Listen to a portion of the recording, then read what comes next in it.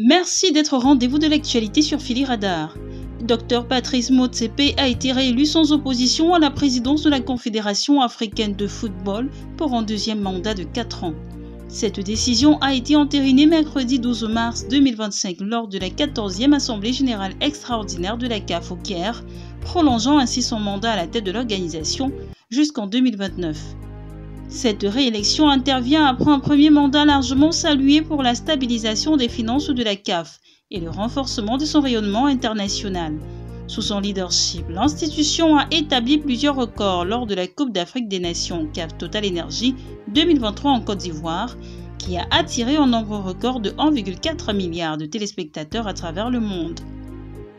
Les dotations financières des principales compétitions, notamment la Ligue des champions CAF Total Energy de la Coupe d'Afrique des Nations féminines CAF Total Energy, ont connu une augmentation significative, tout comme le soutien financier accordé aux associations membres. Âgé de 63 ans, Dr Motsepe n'a rencontré aucune opposition après la clôture des candidatures en novembre 2024. Sa décision de briguer un second mandat a été motivée par les sollicitations des présidents des associations membres et d'autres acteurs clés du football féminin.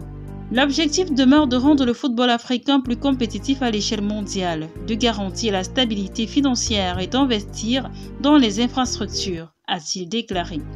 La réélection sans opposition du Dr Motsepe témoigne de la confiance placée en son leadership ainsi que de la volonté collective de voir le football africain atteindre de nouveaux sommets.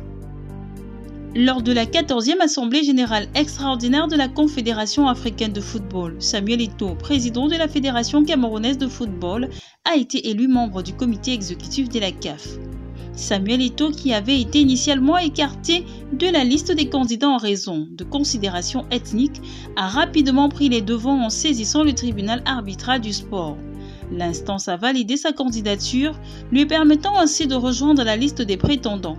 Soutenu par une forte délégation, l'ex-international camerounais a vu sa position renforcée par cette décision. En tant que représentant unique de l'Union des fédérations de football de l'Afrique centrale, le Camerounais a été largement élu par ses pairs. Cette élection est un signe fort de l'ascension de Samuel Eto'o sur la scène footballistique continentale. Depuis son élection à la tête de la FECAFOOT en 2021, l'ex-capitaine des Lions Indomptables s'est engagé à reformer le football camerounais.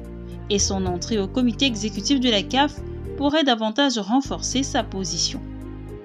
Intéressons-nous à présent à la fonction de membre du comité exécutif de la Confédération africaine de football.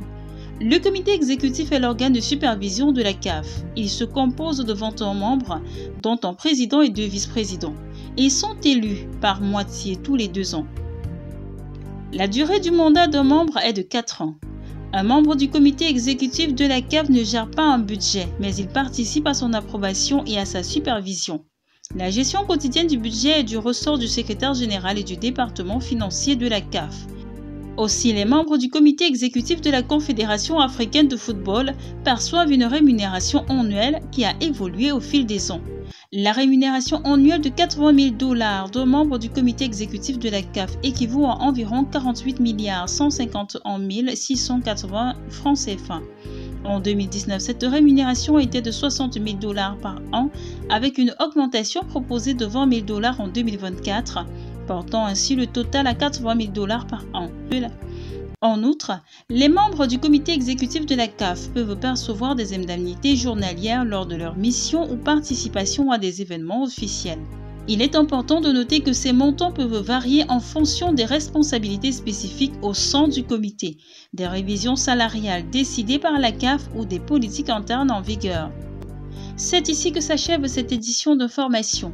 Merci de l'avoir suivi. Nous sommes en continu sur nos différentes plateformes et sur le www.phillyradar.com.